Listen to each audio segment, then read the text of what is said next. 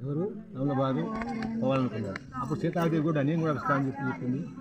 దీని తర్వాత సరే నీ బ్యాగ్ అంతా ఎలా చేస్తావు కూడా అని చెప్పి ఆమె కోరిక ఆమెను తీసుకుని బ్యాగ్ కోసం రమణబాబు అంటే ఆయన తోటి గుర్రాల మీద ఏనుగుల మీద వచ్చేవాళ్ళు వాళ్ళందరూ కూడా ఆయన తోటి బయలుదేరి వచ్చారు. కృష్ణుడు వస్తుంటే అది పెద్ద అడవి. అడవిలో ఒక చోట ఇది చేయాలంటే స్థలం శుద్ధి చేసుకోవాలి.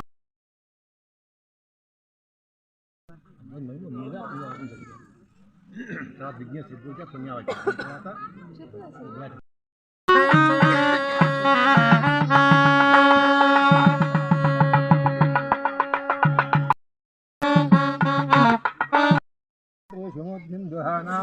దుర్భాగస్మానుపసృష్టయతు అయం ముహూర్తస్సు ముహూర్తోస్తు ఇత్యనుగృహ్ణంతు అయం ముహూర్తస్సు ముహూర్తోస్తు దేవతాభ్యో నమః రమదేవతాభ్యో నమః స్మారంగమాపదః యస్యక్షయా స్వాహా ఓం సమానాయ స్వాహా ఓం బ్రహ్మణే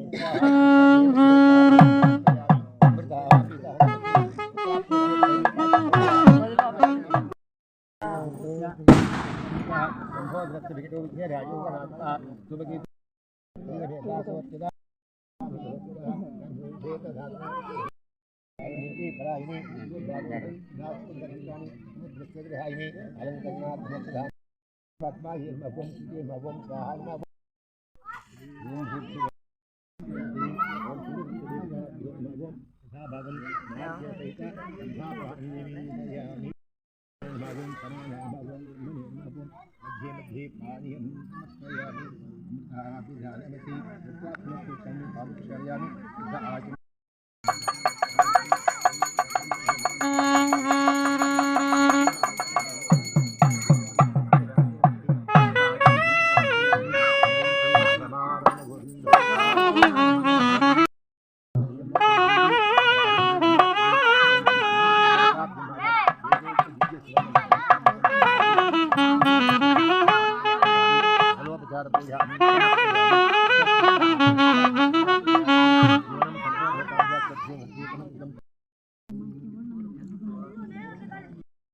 వచ్చిన తర్వాత ఇక్కడ ఒక విడిది ఏర్పాటు చేస్తున్నారు. వాళ్ళు ఉండాలి కదా, ఉండాలి విడిది ఏర్పాటు చేస్తున్నారు.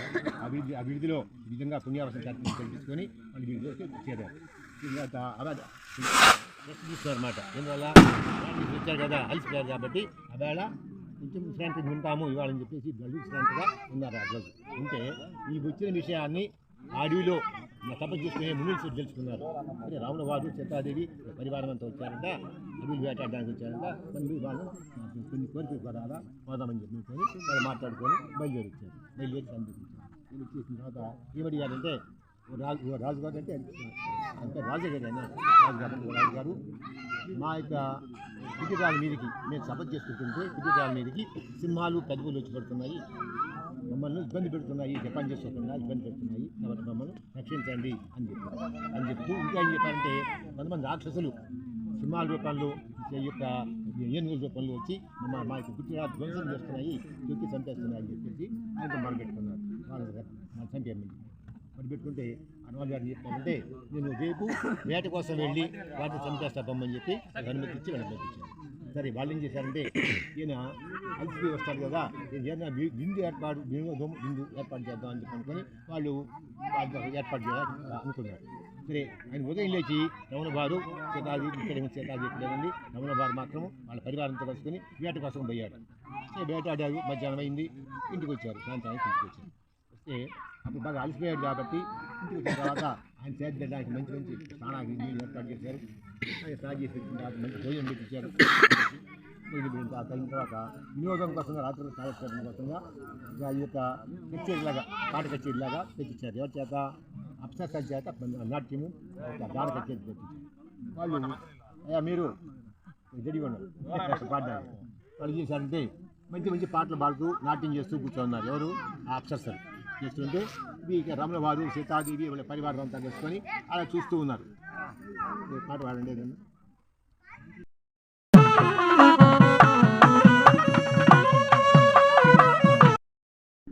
మైమర్చి చూస్తున్నారు ఎవరు రమణ వారు కానీ వాళ్ళ పరివారం కానీ చూస్తుంటే సీతాదేవికి అసూయ కలిగింది.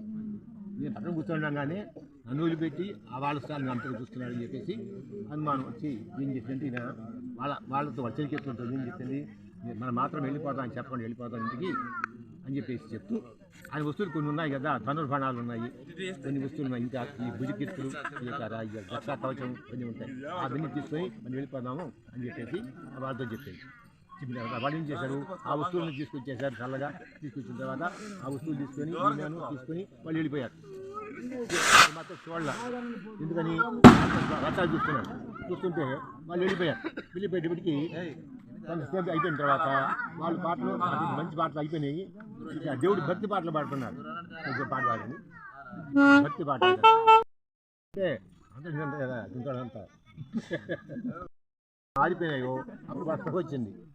ఎట్లాగా చూస్తున్నాను అని చెప్పి రసాలు చూసుకున్నారు. చూసేటికి వాళ్ళు ఎవరు లేరు, వాళ్ళు వెళ్ళిపోయారు. సీతాదేవి కొంత పరివారం అందరూ కలిసి వెళ్ళిపోయారు. ఎట్టపోయారా అని చెప్పేసి రమణ వారికి విచారణ చేశారు. విచారణ చేస్తే కొంచెం చెప్పారంటే, అయ్యా ఆమె వాళ్ళ చెలికెత్తలను కొంతమంది తీసుకొని మీకు వస్తువులు కొన్ని తీసుకు వెళ్ళిపోయింది అని చెప్పారు. చెప్పేటప్పటికి అప్పుడు ఆయన ఏం చేశారంటే ఎందుకు పోయిందా అని ఆలోచిస్తే ఆమె కొంత ఐడియా దక్కింది. ఎట్లాగంటే మనం అవి పట్టించుకోలేదు, అందువల్ల వెళ్ళిపోయి ఉంటుంది అనేసి ఆయనకు ఐడియా దక్కిందన్నమాట. దక్కిన తర్వాత సరే మనం ఏం చేద్దాము, మనం చెప్పకుండా పోయారు కాబట్టి అవన్నీ వస్తువులు మనం తీసుకుపోతే ఎట్లా వాళ్ళు పట్టుకురావాలని చెప్పి కొంతమంది మనుషులు పంపించారు.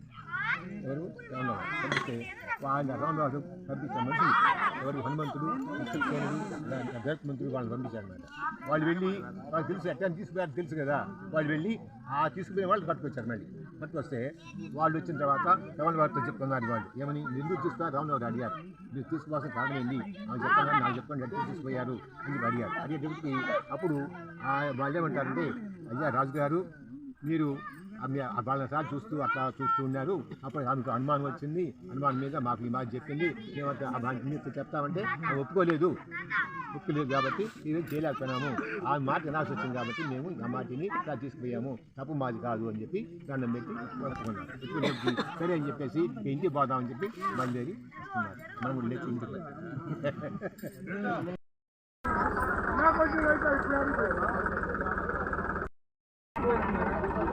Hey!